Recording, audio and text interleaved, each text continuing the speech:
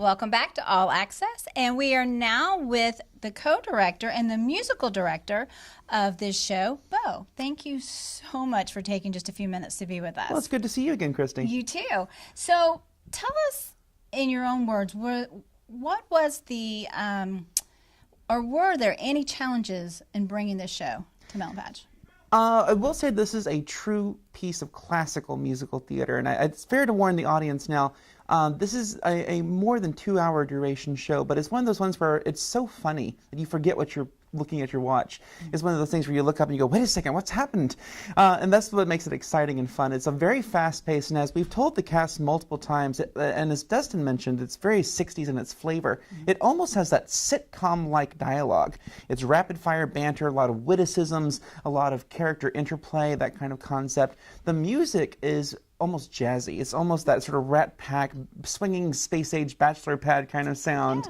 Yeah. It's from the same writing team behind Guys and Dolls. Oh, well, there you go. There you go, yeah. And this, I'm very proud to say, I love to mention this because it is a very unique fact that this show not only has been revived twice on Broadway, but in its original form won both the Pulitzer Prize and multiple Tony Awards, in addition to being the New York Critics' Choice. So that gives you a picture just how relevant and fun it is. Show. Absolutely, yeah. How are the costumes?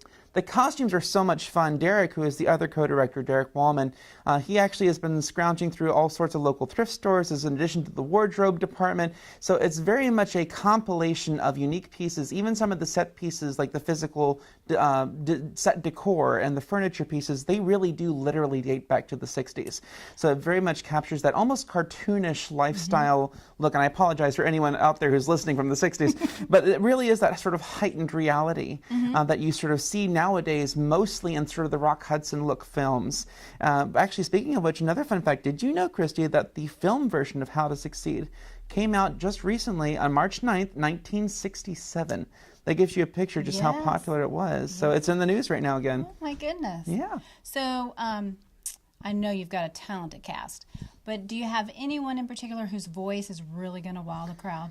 There are several. There are several unique voices, both in terms of character as well as vocal prowess.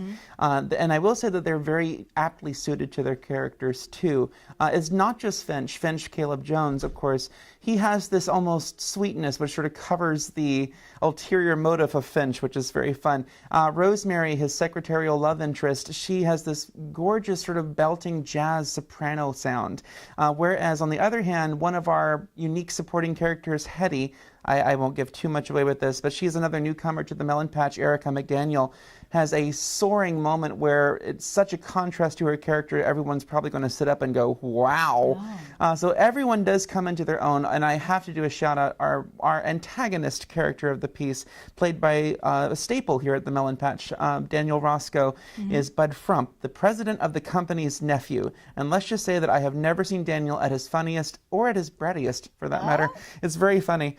Great. Well, can you tell us one more time how to get tickets? Absolutely. There are 2 ways to get tickets currently for the Melon Patch. You can either visit our website at melonpatchplayers.org. There is a whole section for our current onstage listing of productions, and you can also purchase tickets online there. Or you can also call the box office during our regular hours of Monday to Friday, or you can leave a message over the weekend in case you can't catch us, 352-787-3013.